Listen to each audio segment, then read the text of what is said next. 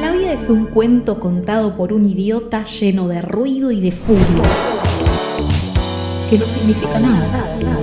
El sonido y la furia, el podcast de literatura.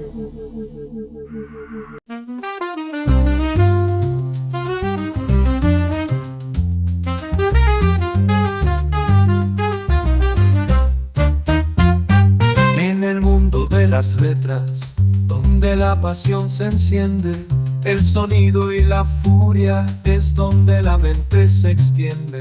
Con Alexis Leiva en la mesa, la charla nunca es liviana. Matías Bertini trae la chispa, la conversación es hermana. La cultura literaria navega desde el amor hasta la muerte. Las palabras son el puente, con estos dos al timón. El viaje es más que elocuente, así que sintoniza, no te pierdas este beat. El sonido y la furia, el podcast que es un hit. Con Alexis y Matías, la literatura es un festín. Prepárate para un viaje donde el arte es el fin.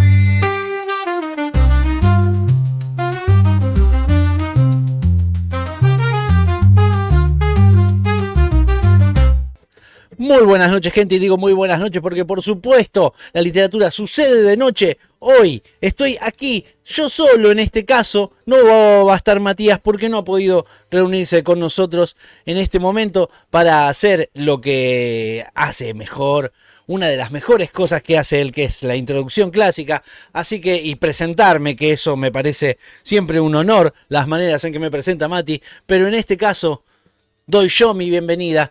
Y en esta ocasión Mati no pudo venir porque, bueno, ¿qué le va a pasar? Le pasó, en realidad, no que le va a pasar. Le pasó que tuvo que irse porque uno de sus yates privados ha tenido un inconveniente.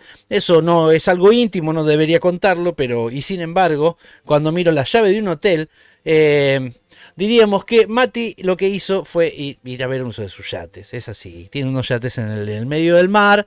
Y bueno, uno de los aviones que le iban a traer la mercadería para sobrevivir ahí, se atrasó, entonces casi se armó un motín entre las bailarinas, los bailarines, los DJs y toda la gente, y algún que otro colado y un delfín, había una ballena también ahí esperando el momento exacto en el que llegara la mercadería. Entonces no pudo venir Mati, tuvo que ir a encargarse de eso, a solucionar esos asuntos que son tan de sus negocios, vieron cómo es, ¿no? Esta gente es así. Pero bueno, en esta ocasión me va a tocar a mí presentar un libro. Seguramente tendremos un audio de Mati hablando al comienzo, pero me toca presentar un libro que hace rato que yo quería traer. No solamente un libro, ¿no? Tendríamos que decir que esto es, más que nada, un autor que no hemos trabajado nunca acá. Creo que nunca lo hemos trabajado en El Sonido de la Furia, por cierto. Nunca lo hemos puesto en escena. Y eso es una gran deuda. Para mí es una gran deuda. ¿Por qué? Porque tenemos que hablar nada más y nada menos que de Jonathan Swift. ¿Saben quién es Jonathan Swift? Y no tiene nada que ver con la carne ni con el paté, en este caso. Escuchen qué sonido, escuchen qué sonido. Es bellísimo el sonido, así sí. Decía, en este formato que tenemos ahora, que también está en video, así que todo tenemos que mostrarlo y estar más o menos de una manera decente vestidos y tener un fondo que pueda servir, decidimos hablar de Jonathan Swift. ¿Ustedes saben quién es Jonathan Swift? Y si no saben, vamos a hablar de ello. Jonathan Swift nació en Dublín. Estamos hablando que es uno de nuestros hermanos irlandeses. Para mí, Irlanda y Argentina son países hermanos. Nació en 1667. Mirá los años que estamos tomando, 1667. Poquito después, unos 40, 50 años después del Quijote. Mirá de lo que estamos hablando. Jonathan Swift nació en una Inglaterra marcada, ¿sí? Muy marcada por la agitación política, religiosa. ¿Sí? No fue un escritor así que estaba metido en una de esos escritores que se dedican a sus libros y nada más. Fue un tipo metido hasta el cuello, ¿no? Metido en el barro de la política, en el barro de los conflictos y de todo lo que sucedía en su sociedad de ese momento, ¿sí? En Londres, ¿no? Por donde tenía que ir, digamos. ¿Qué pasa? Vos vivís en las periferias de Londres y tenés que ir a Londres a que suceda algo. En esos tiempos mucho más que ahora todavía. Tal vez ahora también, pero habría que hablar con gente de ese lugar. Bien, bueno, él vivió en la era de la razón, ¿sí? Jonathan Swift vivió en lo que se llama el siglo de las luces, ¿sí? Donde las peleas, las guerras inútiles de las naciones eran como el platillo de todos los días, por decir una frase que nunca usó nadie, ¿no? Inglaterra y Francia estaban todo el tiempo peleándose en estas cosas, pero Jonathan Swift no veía tan bien esto del siglo de las luces. Había algo que él siempre tenía para criticar ahí. Teniendo en cuenta que él tenía una educación religiosa, digamos, él era deán de la catedral, deán se dice, es uno que se encarga de administrar la liturgia en las catedrales, ¿no? En la catedral de San Patricio, así que imagínense, ¿no? Se dedicó mucho también a lo que es a la sátira. Eso es lo que podemos definir con Swift, ¿no? La sátira. Pero volviendo al contexto político, él veía la corrupción del gobierno de los Whig, ¿no? Que era un partido, ¿no? De Robert Walpole. Robert Walpole habría sido uno de los primeros ministros, ¿no? Uno de los primeros primer ministros, ¿no? Él veía que las guerras que se armaban de las naciones, ¿no? Eran todos, los veía muy mal en el sentido no solamente por la humanidad, sino por lo ridículo. Él no decía, bueno, está mal la guerra porque muere gente. Él veía porque eran ridículas, porque eran caprichos de monarcas. Eran guerras llevadas al extremo por idioteces. Veía la hipocresía de las religiones, ¿sí? La hipocresía religiosa, la soberbia, y además veía la soberbia en la ciencia. En el momento de la época de las luces, digamos, donde todo era la razón, tenía que ser más o menos la razón, era lo que estaba como en boga, por decirlo así. Él veía una soberbia ahí y hacía una crítica muy potente porque decía que no se podía explicar todo desde el punto de vista de lo científico, sino que también había algo de lo moral, de lo humano y de última de la alma que él ponía, ¿no? Como algo en lo humano que no puede ir por el lado solamente de la ciencia, no puede ir por ahí solamente. Entonces él veía esa hipocresía y esa soberbia grande. Hipocresía por la iglesia y soberbia por la ciencia, ¿no? Criticaba a todos lados, como verán, ¿no? ¿Qué más? Él veía la racionalidad endémica, decía, ¿no? Que la racionalidad endémica que él veía era en la humanidad completa. Él criticaba la religión, criticaba la ciencia, criticaba al ser humano. Decía que el ser humano se jactaba de ser racional y era un imbécil. Era un irracional entre todos y un peligro, por sobre todo, ¿no? Inglaterra y Francia, como les decía, ya estaban, ¿no? Metidos en disputas interminables, representadas, ¿no? Todo por libros de la ridícula guerra, bueno, que él iba a armar en su literatura, ¿sí? Él entonces encara la escritura de sus viajes de Gulliver, ¿no? Pero antes de ir por eso me gustaría de meternos directamente en el libro de los viajes de Gulliver. Gulliver le decía un profesor mío. Hay un librito que yo les recomiendo antes de ir por ahí que se llama Escritos Subversivos. Jonathan Swift, Escritos Subversivos. ¿Sí? Es de editorial El Corregidor. Son maravillosos los escritos. Maravillosos, maravillosos. Hay otro, creo que acá está, si no me equivoco, una modesta proposición. Una modesta proposición es un texto también que encara de una manera, con un cinismo, con una ironía, con una acidez, lo que él creía que eran los políticos y cómo los políticos trabajaban o se abusaban y los nobles sobre todo, se abusaban de los pobres, ¿no? Swift es una máquina de destilar ironía de destilar sarcasmo, de destilar acidez. Él va a criticarlo todo. La potencia de la crítica de Swift es prácticamente anarquista en ese sentido, ¿sí? Porque le da a todo.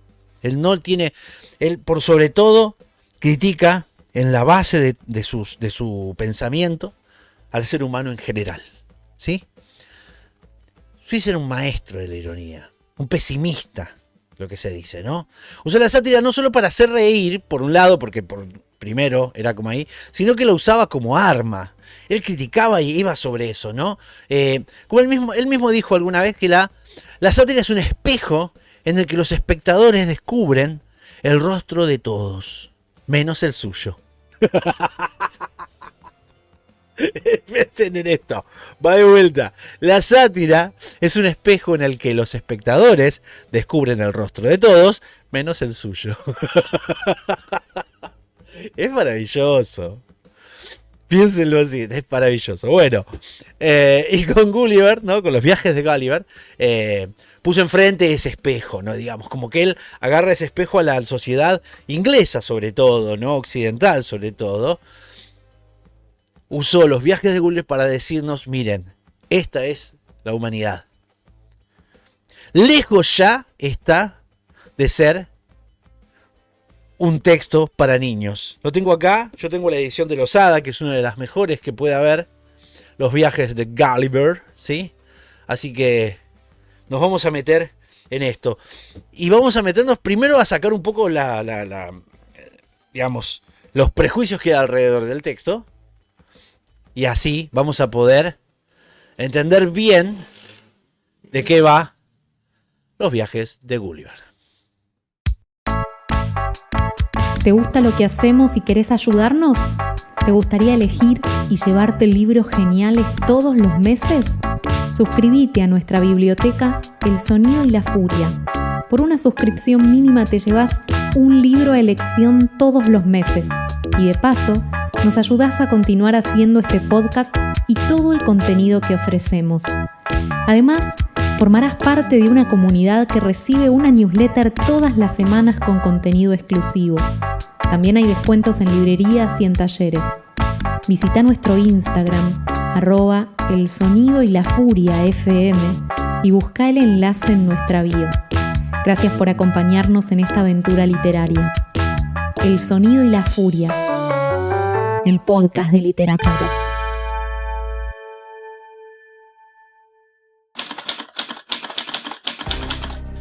La literatura es un arte, y como todo arte, se puede enseñar.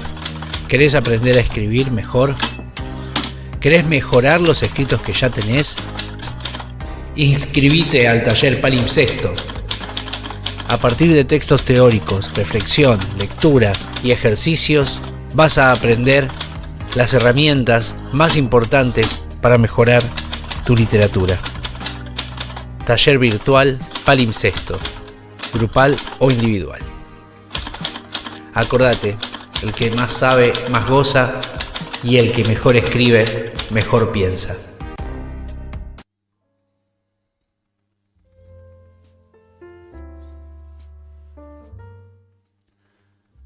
Y nos metemos directamente en el libro Los viajes de Gulliver. Los viajes de Gulliver. Primero tengo que decir algo. Los viajes de Gulliver es conocido como un texto infantil.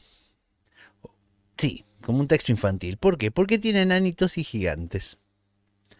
Y es una de las ironías más grandes que se le ha hecho en la historia a este gran autor, a Jonathan Swift. Porque imagino que él habrá estado totalmente ofendido por semejante imbecilidad, por semejante injusticia, por sobre todo sobre su texto. Porque no hay nada menos infantil que los viajes de Gulliver. Nada, muy pocas cosas son menos infantiles que los viajes de Gulliver. El libro está creado principalmente en la tradición de los libros de viajes. Tengamos en cuenta que hacía 100, 200 años atrás menos tal vez. Sí, ¿no? Se habían empezado a hacer los viajes a América, ¿no? Los viajes a América 100 años atrás, más o menos, estaba muy de moda la idea de viajar a América, por decirlo así. Esto creó un género, no solamente América, los diarios de viajes existen desde que el hombre empezó a viajar, ¿no? Y a registrar esos viajes. Pero como género literario, el diario de viajes era muy popular. Ya era muy popular. Tengamos en cuenta que después, incluso, tanto en el siglo XIX, sigue esta costumbre, llevando a la creación de Moby Dick, digo, ¿no? Moby Dick tiene esta costumbre, responde a este género, ¿no? Al diario de viajes. Pensando en esa idea, ¿por qué se hacían los diarios de viaje? Los diarios de viaje lo que hacían era traer a la gente los paisajes, lo que uno hace hoy mirando YouTube, ¿no? Y decir, mirá los paisajes de, no sé, de África, y vas y ves los documentales. Y todo eso que a nosotros nos gusta ver de otros lugares que no conocemos, era para lo que servían estos diarios de viaje. Estos diarios de viajes tenían lugares extraños, incluso fantaseaban, ¿no? Obviamente hay monstruos inventados. Cuando pensamos en los diarios de Ulrico Schmid, de los primeros viajes hacia América, ¿no? Se inventaban un montón de monstruos y cosas fantásticas. Diario de viajes, gente, ustedes conocen. No tengo por qué estar explicando tanto el diario de viajes.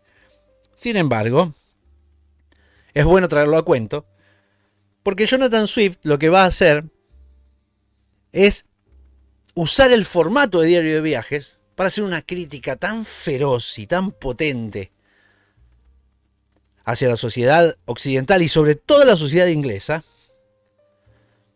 que convierte el diario de viajes, de aventuras, que podría ser bello y hermoso o inocente desde el punto de vista político, porque era algo como atrayente para las masas populares, esa era un poco la idea, termina convirtiéndolo en un gran tratado político en el sentido más esencial de la palabra político, ¿sí? Está dividido en 4 viajes, ¿sí? En esta edición, como les digo, tiene unos estudios previos que están muy buenos, yo se los recomiendo. Tiene incluso los prólogos de Jonathan Swift, tengo unas anotaciones acá por todos lados. Hay muchas cosas, muchas notas, muchas cosas, mucho material teórico atrás. Y eso me parece que está bueno para que tengan en cuenta a la hora de buscarse una versión. Ahora les voy a dar otros tips para encontrar versiones no censuradas de los viajes de Gulliver. Los viajes de Gulliver han sido un libro censurado, por otro lado. Tengan en cuenta. ¿Sí? Primero, no compren la versión infantil. No se hagan eso. ¿Sí? No se hagan eso y no le hagan mal a sus hijos. No le compren los viajes de Gulliver. Saben lo que les puede pasar, ¿no? Bueno, el primer viaje es uno de los más famosos, ¿sí? Es al país de Lilliput. A la ciudad, a la isla de Lilliput. No es el más famoso. ¿Qué es lo que sucede? Gulliver, el personaje de Gulliver, si vamos a empezar por ahí antes de ir al viaje de Lilliput, en realidad es Lemuel Gulliver, ¿sí? Que es el protagonista, no es un héroe, ¿sí? No es un héroe, es un hombre común, es un cirujano inglés. Que sea un cirujano es importante, porque que sea un cirujano implica que sea alguien que pertenece de alguna manera al rango de la ciencia, lateral, pero significa que pertenece al grado de la ciencia, de lo científico, ¿sí? Es un poco ingenuo. Y es un observador que al principio se cree superior a todo lo que ve. ¿Por qué? Porque él es un inglés promedio. Gulliver no es Swift. Y eso está bueno aclarar. No solamente por lo lógico de que el autor no es el personaje, sino que Swift es irlandés. Dato importantísimo. Y entonces, ¿a quién va a reflejar? Al inglés promedio, al londinense. ¿Sí? Tengan en cuenta que Londres en esa época es el lugar más lógico, el centro del mundo. El lugar más lógico en el sentido de que es el centro de todo. Todo sucede ahí y todo para ahí, ¿sí? El mundo es Europa. América está por ahí. El mundo es Europa. El centro es Inglaterra. Y el centro de Inglaterra es Londres. Esa es la bajada que ustedes tienen que entender. Como la visión, cosmovisión de ese momento. Hablaban del mundo. Bueno, el mundo era, para el mundo, conozco mundo. Conozco mundo era irse por Europa. Un poco América. El centro de todo eso, ¿qué era? Inglaterra. ¿Y el centro de Inglaterra cuál es? Londres. ¿Está bien? La base fundamental para crear a Gulliver es crear a un londinense promedio. Alguien que se cree superior a los demás, porque su posición lo permite, ¿sí? Está orgulloso de su civilización. Es alguien que poco a poco se va despojando después de esa vanidad, va a ir perdiéndola, pero eso vamos a verlo después. Dijimos, primer viaje a la ciudad, al país de Lilliput. No a la ciudad, al país de Lilliput. Es el más famoso, como dijimos, y en donde Gulliver es un gigante. Es un gigante. Él, frente a los demás, es un gigante. Los hombres y mujeres son de 6 pulgadas ahí. Unas mierditas así chiquititas. Ni siquiera son enanos, porque no son enanos. Enanos en el sentido de la persona que tiene enanismo. No es ese tamaño. Es más chiquito. Así. Así de chiquito, ¿sí? Estamos hablando de apenas unos centímetros. Ni siquiera medio metro. Muy pequeños, ¿sí? Los liliputenses en ese sentido representan la mezquindad y la soberbia del ser humano, ¿sí? Tienen sus disputas políticas. Y son todas absurdas. Los Traksam son uno de los partidos políticos y el otro es el Slapksand, ¿sí? Que se distinguen por usar tacones altos o bajos. Fíjense, tiene una sociedad dividida en 2 partidos políticos, ¿no? Que se diferencian por eso, por usar tacones altos o bajos. Y se está burlando ahí, por supuesto, de los Windy y de los Tory, ¿no? Que eran los partidos políticos fundamentales de Londres, de Inglaterra en ese momento. Tienen una guerra con los Blefuscu, por el lado correcto para romper. Tienen una guerra con esa gente. ¿Y saben por qué? Tienen una guerra para ver de qué lado se rompe mejor un huevo. Si de la parte de arriba, o de la parte de abajo, o el costadito. ¿Por qué lado se rompe mejor un huevo? Esa es la guerra y la disputa que tienen en Lilliput. Los Big Endians versus los Little Endians. Endian, así. Esto es una crítica feroz a las guerras, ¿no? Religiosas que desgarraron Europa en esa época, ¿sí? Las disputas entre católicos y protestantes, por ejemplo. Si era una cruz o no era una cruz con una persona o no era una cruz con una persona. ¿Qué era? Si había santos o no había santos. Las disputas de guerras religiosas están representadas acá. Y entre los Winky y los Tory también. Es una crítica a la idea de los dos bandos, de las disputas por pequeñeces. Por eso los Lilliput son pequeños, ¿sí?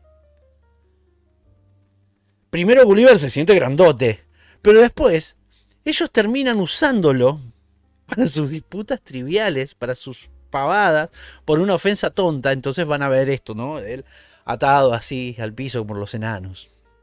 Nada, viaje a Lilliput. Estamos hablando de la guerra, la ironía y el sarcasmo por las disputas, ¿sí? Por las disputas de pequeñeces. El segundo viaje es al país de Brodignac, así. Y la perspectiva es al revés. En la perspectiva esta, Gulliver va a ser el chiquito y los demás son gigantes, ¿no? Si en el Lilliput la pequeñez era la moral, aquí es la física, ¿sí? Los gigantes de Brodignac son, en general, moralmente superiores a Gulliver, ¿sí? Su rey es un filósofo y escucha las descripciones de Gulliver que le hace de Europa, ¿no? De sus gobiernos, sus guerras, sus sistemas judiciales, la justicia, cómo la llevan, cómo se relaciona la sociedad. Y la conclusión que tiene el rey es demoledora, ¿no? Le dice a Gulliver que los suyos deben ser, y cito, la más perniciosa raza de odiosas alimañas a las que la naturaleza ha permitido arrastrarse sobre la faz de la tierra. Eso le dice el rey de Brodignac. Gulliver se ofende, por supuesto, ¿no? Y siente su orgullo partido por esta herida, ¿no? Pero todavía no entiende del todo qué es lo que está haciendo. Sigue siendo un inglés orgulloso y se va de esa isla, ¿no? No entiende la crítica que le hace el rey de Brodignac. Si la crítica entonces era desde ese lado, se representaba también física, en Brodignac es diferente. Los gigantes son más morales, son más racionales, son mejores moralmente que Gulliver y también son más altos, ¿sí? ¿Está bien? Vamos. El tercer viaje, este viaje es hermoso y te quiero poner un audio que escuchen ustedes porque este viaje es el más caótico de todos. ¿La puta? Para demostrarles que la puta existe. Sigue indicando el camino hacia la puta. Me gustaría llegar a ver la puta con mis propios ojos. La puta.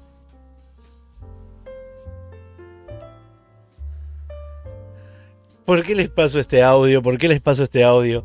¿Por qué? Porque en un anime, por supuesto, lo tienen que traducir como lo dicen y bueno, y así quedó. Quedó traducido como el país de la puta. La isla flotante de la puta. ¿Por qué se llama así? Porque por supuesto Swift era bilingüe. Él sabía castellano, bilingüe entre otros, no, más que bilingüe, si no me equivoco, tenía otros idiomas también que sabía, latín incluso. Así que sabía muchos idiomas y uno de ellos que sabía era era el castellano. Y él sabía lo que quería decir. Pero si vos pones la puta así todo junto, para un inglés no significa nada, ¿no? Y este es el viaje más caótico, ¿sí? Es una isla flotante, ¿bien? Es el viaje más caótico y es una crítica directa a la soberbia intelectual y científica de la Royal Society, ¿sí? Es la isla flotante de la puta, está habitada por científicos y filósofos, ¿sí? Tan absortos en sus especulaciones abstractas, tan absortos en sus ideas, ¿sí? Tienen las músicas de las esferas, piensan en la geometría, ¿no? Que han perdido todo el contacto con la realidad. Necesitan golpeadores, ¿sí? Golpeadores, en serio, golpeadores, que les toquen los oídos y les toquen la boca para que puedan escuchar y hablar. Todos perdidos, locos, perdidos. ¿Sí? En la Academia de Legado, ¿no? En Tierra Firme, vemos proyectos absurdos. Ahí, en la punta, vemos proyectos absurdos que tienen. Intentan extraer luz solar de los pepinos, por ejemplo. Construir casas desde el tejado. Convertir el hielo en pólvora. Y más cosas así, sátiras, ¿no? Sobre la inutilidad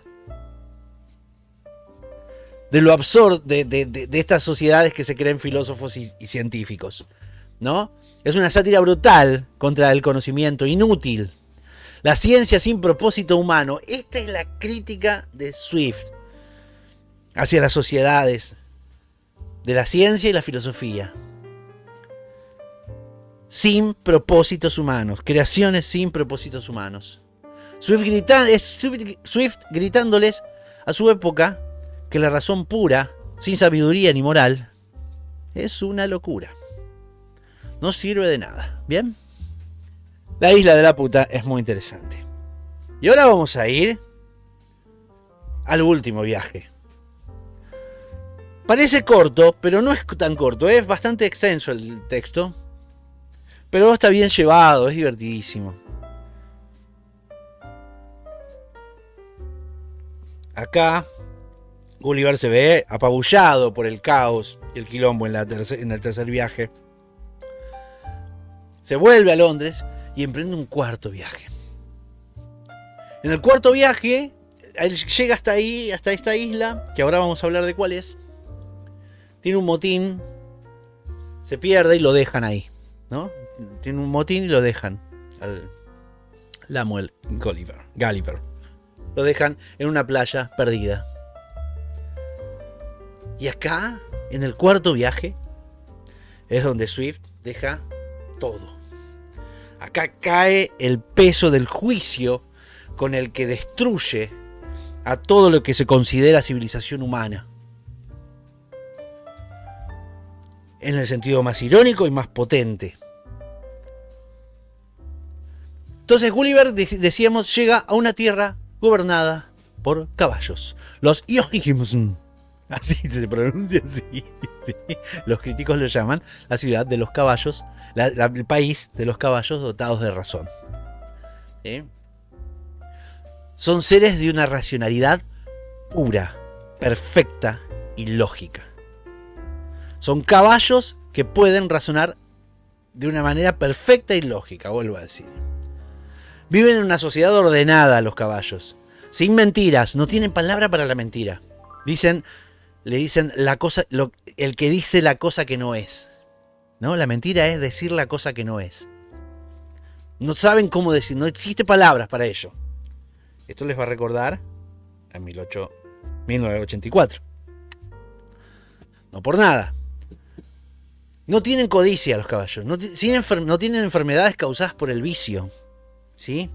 Son la encarnación de la razón. Pero estos caballos, en donde se encuentra Gulliver, con los que se encuentra Gulliver, esta sociedad de caballos dotados de razón, lo confunden a él con otro animal. Tienen un idioma que es en relinchos, por eso se llama así, Jochimsen. No, es su manera de pronunciarse a sí mismos. Y existen otros seres. Unos seres que ellos utilizan, entre otras cosas, para cosas de tiro, para usar materiales, los animales de corral. Unos animales más o menos de corral. Que tienen, los caballos tienen unos animales de corral que se llaman los yahoos. Los yahoos, como la marca de redes, ¿se acuerdan? Yahoo, bueno. Los primeros buscadores de internet, Yahoo, bueno. Y así se llama, exactamente así. Es más, se llaman por esto. Estos yahoos son bestias inmundas, son deformes, cubiertos de pelos feos, son violentos, son unos animales lujuriosos, avariciosos. Y son la encarnación de los instintos más bajos de la humanidad. Y por horror de Gulliver, ¿no? Y para el nuestro, son físicamente idénticos a los seres humanos. Son humanos en un estado de salvajismo puro y de corrupción pura. Eso es lo que son los yahoos. Son más que... No son como homínidos. No son descendientes salvajes del ser humano. Son seres humanos, pero en estado de deformación y corrupción pura. Pura de brutalidad. Entonces, hay escenas donde explican que los yahoos alguna vez se pelean por piedras. Dice, se miran entre ellos, si a alguno le gusta una piedra, tienen costumbres raras. Dice, nosotros se pelean por comida y se están toqueteando todo el tiempo y están queriendo tener sexo todo el tiempo en cualquier lado. Así, y andan desnudos y se huelen las partes fétidas. Sino que también se crean peleas, dice, por piedras de colores. Y esto es algo importante. Dice, les gusta el color de una piedra que no la utilizan para nada, no les sirve para nada, no la pueden comer, no les sirve, no los nutre, no la pueden utilizar para hacer nada, no saben hacer otra cosa, pero les gusta y es tan linda que se la quedan y se pelean con otros por esas piedras de colores. Estamos hablando del dinero. uno de los recursos, y acá lo vamos a poner un poquito más técnicos, uno de los recursos más importantes que tiene Jonathan Swift en los viajes de Gulliver es que él reduce lo que todos creemos que es lógico, lo reduce a su esencia más a su esencia más sencilla, más simple. Él no habla de oro, él habla de piedras de colores, porque en esencia, en la base de esto, esos son. No va a hablar de religión, va a hablar de cruces, pedazos de madera. Se pelean por un pedazo de madera, porque de última, cuando llegás al reducís todas las razones, cuando vas a la esencia de todo esto, es ridículo. Es pelearse por un pedazo de madera. Esa es la forma y el arma que usa Jonathan Swift para criticar lo que nosotros tenemos por costumbre, tenemos por algo lógico, por algo natural. Él lo desarma de tal manera que te lo deja ver en su desnudez más ridícula. Esa es la forma en que él satiriza. ¿Sí? Ya vamos a ver las maneras. Cuando se encuentra con el amo caballo, lo que ve raro en Gulliver es que no está desnudo. Dice, no está desnudo. ¿Por qué un Yahoo no está desnudo? ¿Qué tiene puesto ahí? Dice, ¿qué es eso? No tiene pelos, no tiene garras. Dice, no tiene las uñas con garras, no tiene... Le faltan pelos, está desabrigado, se tiene que poner algo, parece enfermo, dice. Pero Gulliver se para bien, ¿no? Él expone su civilización y habla, ¿no? Y le dice, tiene algunos rudimentos de razón, dice el Yahoo. Y se lo lleva como mascota a Gulliver. El amo caballo se lleva a Gulliver como mascota. Y lo tiene y va tratando de aprender, unos de otros empiezan a aprender. En realidad Gulliver tiene que aprender, se dedica a aprender el idioma de los Yohikins, ¿no? Y así es como Gulliver se comunica con su amo caballo. Obviamente el amo caballo no va a aprender el idioma de Gulliver, no va a rebajarse a eso. ¿Se entienden? Es despreciable hablar como un Yahoo. ¿Qué es eso?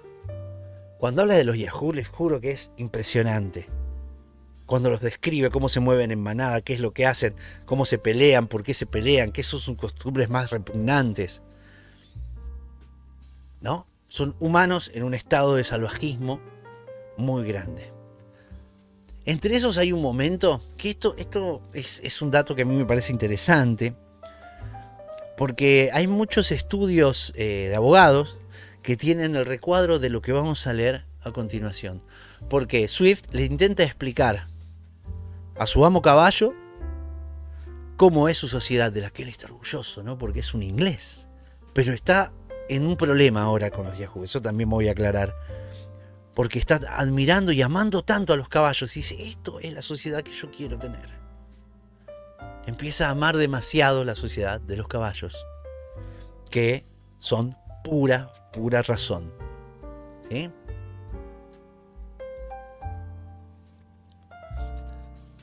Gulliver le explica a su amo caballo.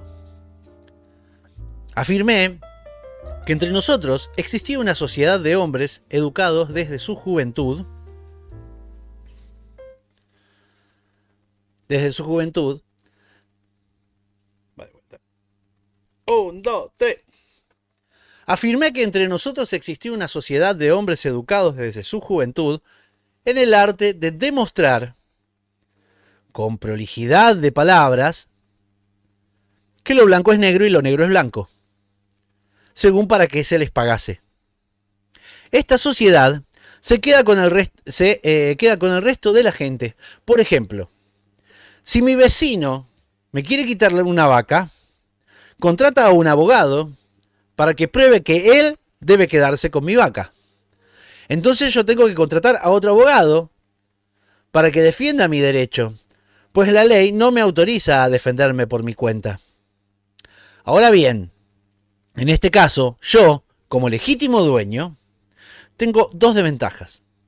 Primero, que mi abogado, habiéndose acostumbrado casi desde la cuna a defender la falsedad, se siente desairado cuando tiene que defender la justicia. Lo que es un oficio para él que no está preparado, no se siente acostumbrado. Y lo desempeña con gran torpeza. La segunda desventaja es que mi abogado debe proceder con gran cautela, o de lo contrario, se le reconvendrá por parte de los jueces y será odiado por sus cofrades como quien desprestigia la profesión, y por eso tengo que ser yo el que pierda indefectiblemente el pleito. ¿Vamos? ¿Nos vamos entendiendo? ¿A dónde va Don Gulliver?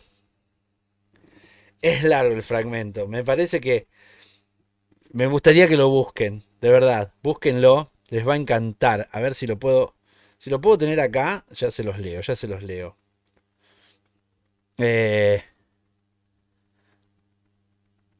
Sí, no tienen en la palabra alguna para explicar lo malo. Dice que no sé si vale o no la pena observar que los yohijims no tienen en su lengua palabra alguna para expresar lo malo, excepto lo que toman de las deformidades o malas cualidades de los yahoos. ¿Qué es lo que quiere decir? Que para los caballos, todo lo que puede entrar dentro de la calificación de Yahoo es un insulto.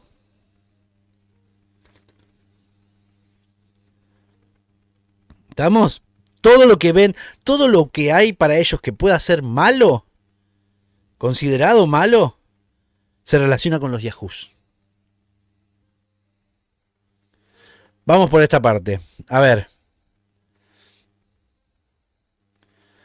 yo aseguré a su señoría que la ley era una ciencia de la cual no le había hablado mucho por no tener más conocimientos en ella que el obtenido por haber contratado abogados, vanamente, con motivo de alguna injusticia de que había sido víctima, y por conversar con otros que medianamente habían tenido el mismo método, primero habían perjudicado sus recursos y luego abandonado su propio país bajo la mortificación de tales disgustos. Sin embargo, le daría toda la satisfacción de la que era capaz. Le dije que los que habían elegido como su profesión esta ciencia se habían multiplicado en exceso, llegando a sumar tantos como las orugas, que los había de diversos grados, distinciones y denominaciones. El número mero de aquellos que se dedicaban a esta profesión era tal que los justos y razonables ingresos y ventajas de la profesión no eran suficientes para satisfacer en forma decente y agradable la manutención de los múltiples de quienes se dedicaban a ella, razón por la cual se presentó la necesidad de reemplazar mediante el artificio y la astucia todo lo que no se podía procurar por métodos justos y honestos, y el mayor esfuerzo para lograrlo fue hacer que entre nosotros muchos hombres fueran educados desde su juventud en el arte de probar mediante palabras multiplicadas con este propósito que lo negro es blanco y lo blanco es negro, y que por ello se les pague. La gran seguridad de estos hombres y la osadía de sus pretensiones se impone sobre la opinión del vulgo, que de alguna manera se vuelve esclavo de esta sociedad. Estos practicantes son llamados por los hombres criteriosos pettifoggers, esto es, confundidores, o mejor, destructores del derecho. Como confirma tanto mi mala experiencia como la mala fortuna de mis sufridos conocidos que se relacionaron solo con esta especie de la profesión.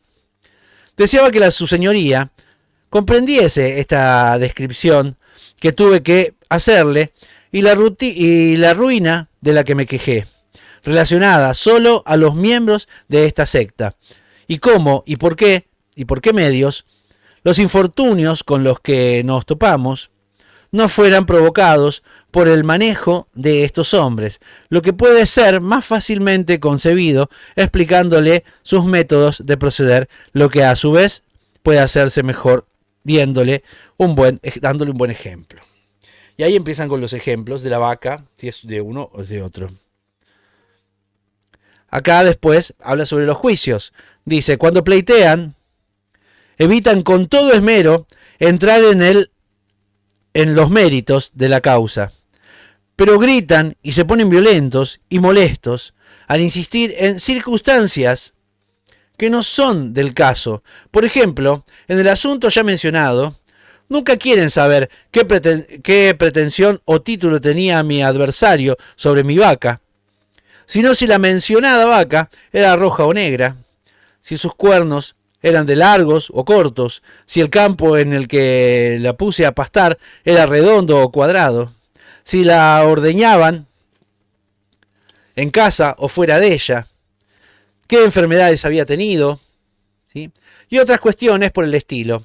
Después de esto, ellos consultan los precedentes, dice. Aplazan la causa de vez en cuando y al cabo de 10, 20 o 30 años llegan a una decisión.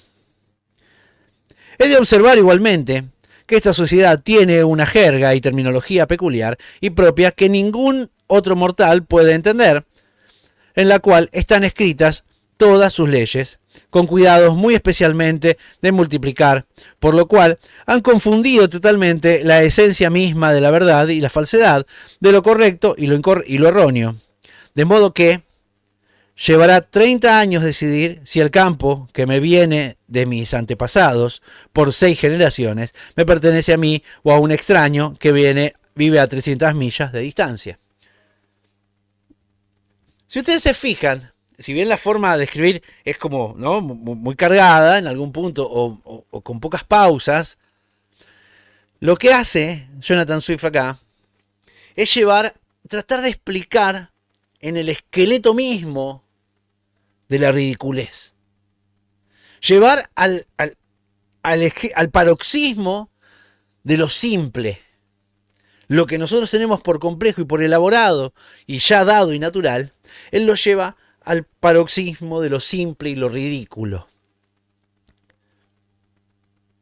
Los abogados están entrenados para demostrar que lo blanco es negro y lo negro es blanco. Después va a hablar de los jueces, después va a hablar de las guerras, después va a hablar de la religión y a todos les va a aplicar el mismo método. Los va a llevar a un punto de simpleza y ridiculez que vuelve a todo un gran chiste. ¿Sí? Gulliver llega a amar a los Yohigims y odiar a los Yahoos. Y por extensión, llega a odiarse a sí mismo y a toda la humanidad. Gulliver, después de este viaje, sufre una transformación radical. Es expulsado de la isla. Porque hacen un juicio y dicen, no, bueno, pero este al final no es tan inteligente, es un Yahoo como cualquiera, y lo que tienen miedo los caballos es que él corrompa, como suelen hacer los Yahoos, a los otros Yahoo y se les rebelen. Y que invadan con su brutalidad.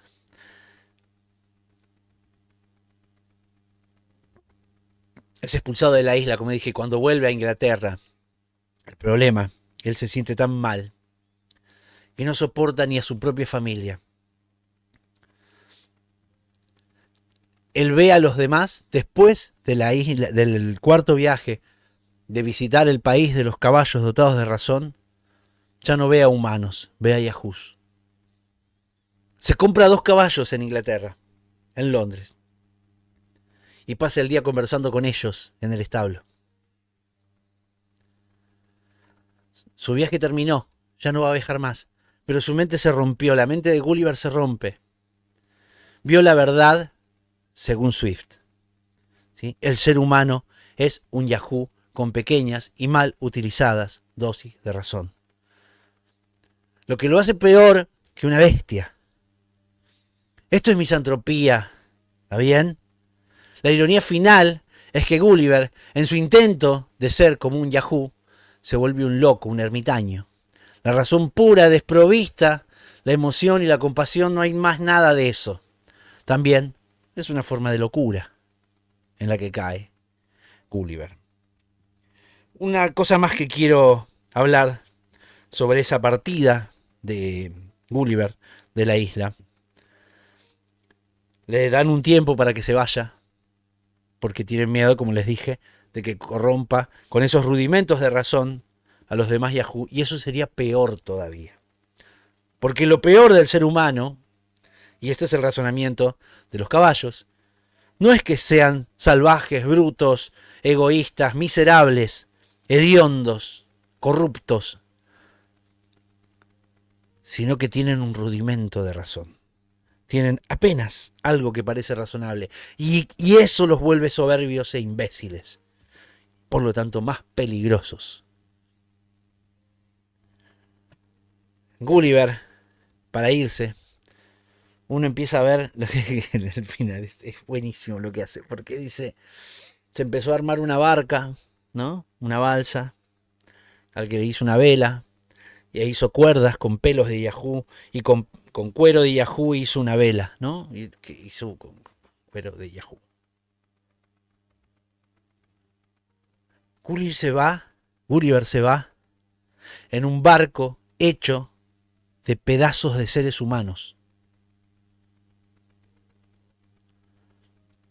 Gulliver viaja en un barco hecho con velas de cuero de personas.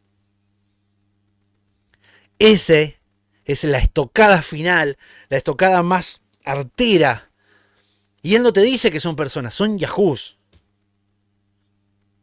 Swift se encarga de no hacerte dar cuenta que son seres humanos. Él dice son Yahoo. ¿Por qué? Porque los desprecias, te hace despreciarlos. Y como te hace olvidar que esos Yahoo también son seres humanos, son igual que vos. Y Gulliver, como que él quería ser un caballo, él quería ser uno de esos seres, desprecia a los Yahoos y utiliza lo que se utiliza en ese lugar, que era cuero de Yahoo para hacer una vela y poder subirse al barco, una tela, pelos de Yahoo para hacer cuerdas.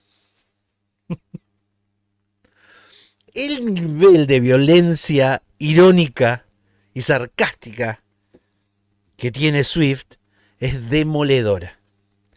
Y ese final que se compra los caballos, que se compra 2 caballos y se mete en el establo a hablar con ellos. No soporta a sus hijos, no soporta a su mujer, no soporta a nadie que lo quería porque le siente feo olor. Habla mucho del olor del ser humano. Él dice, tiene olor a Yahoo. Pasa muchos años con los, ¿no? Varios años con los caballos.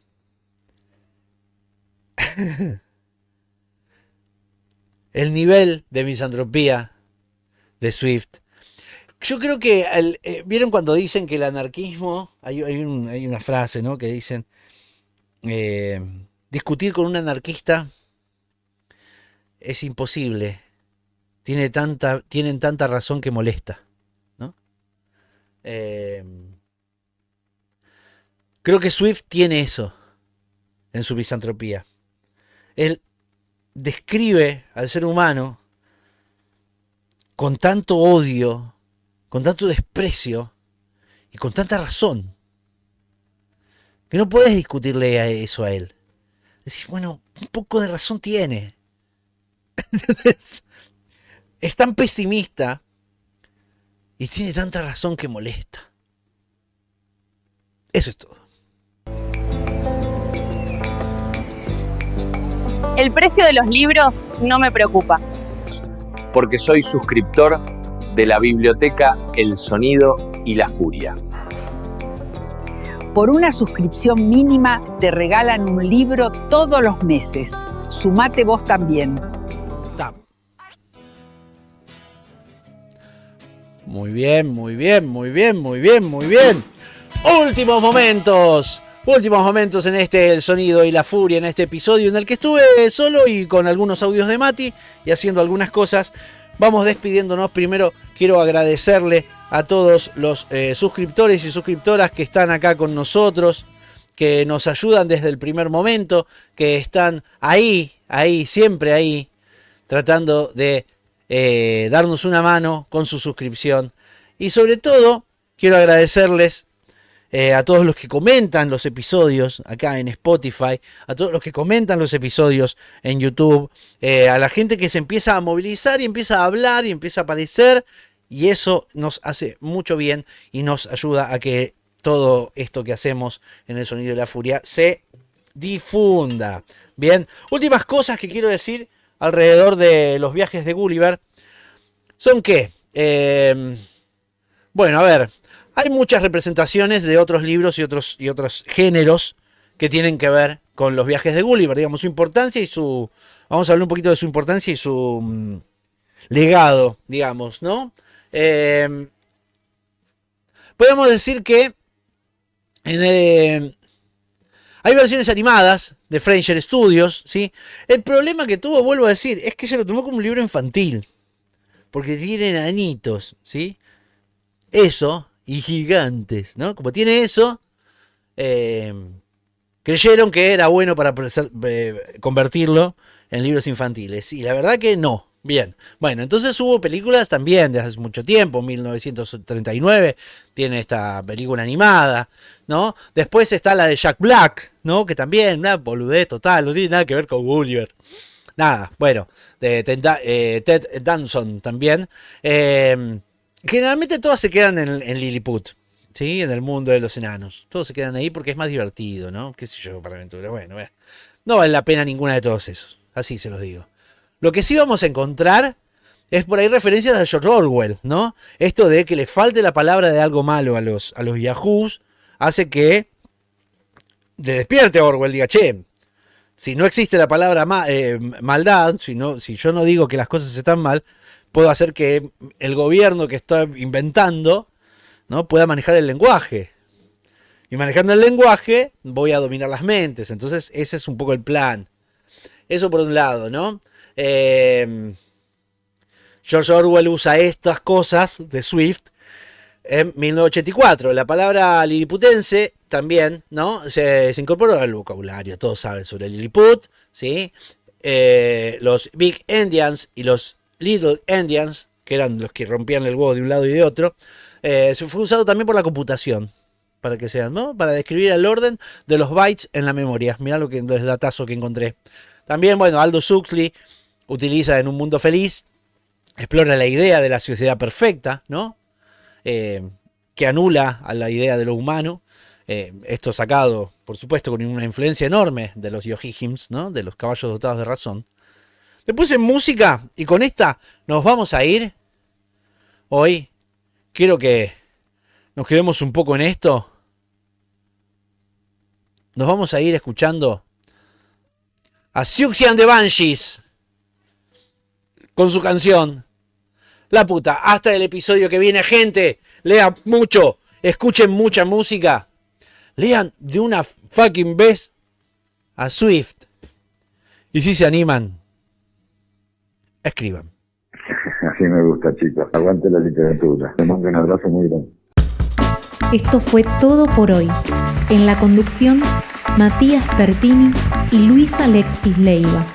Producción general, El Sonido y la Furia. Voz artística, Cecilia Bona. Gracias por habernos escuchado. Hasta el próximo episodio.